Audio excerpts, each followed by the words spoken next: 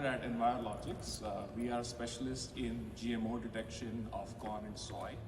And one of the tests that we built is for detecting Enogen corn. So I am the product manager for that test. I have a pretty unique perspective on how that market is developing, which I would like to share with you today. And the topic that I picked is why testing for Enogen has become the new norm at major corn processors. So for those of you who don't know about Enogen corn, it's a GMO corn, high level of alpha amylase enzyme that it's similar to what's in our saliva. It breaks down starch into smaller sugars.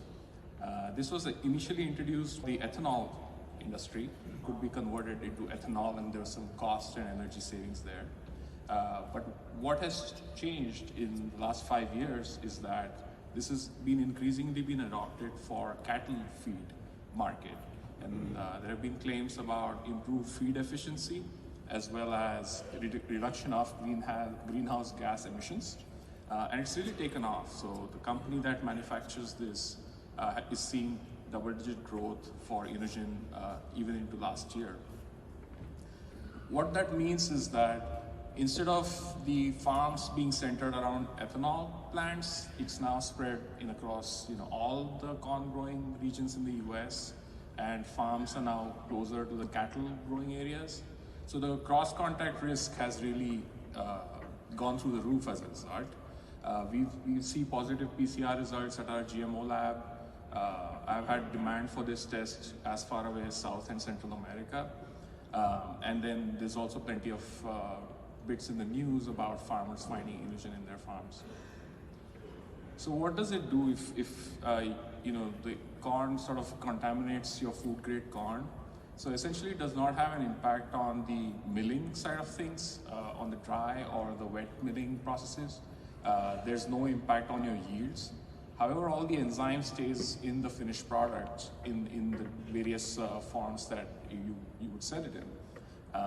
And that's sort of backed by this scientific study by University of Illinois, Urbana-Champaign, and also by the North American Millers Association, who had seen the data from a similar study and had concluded the same thing, that it doesn't affect us, but it affects the customers that our products are shipped to. And that's been the case. So because of the growth of this corn in the US growing areas, there's been an increase in incidences of issues. Issues range from masa batch flour failure, tortilla dough becoming sticky in packaging, cornbread collapsing upon itself in the hot box, soupy grits and runny grits. So these are the issues that I've heard of over the last 1 year of just talking to customers. And there's pretty significant business impact.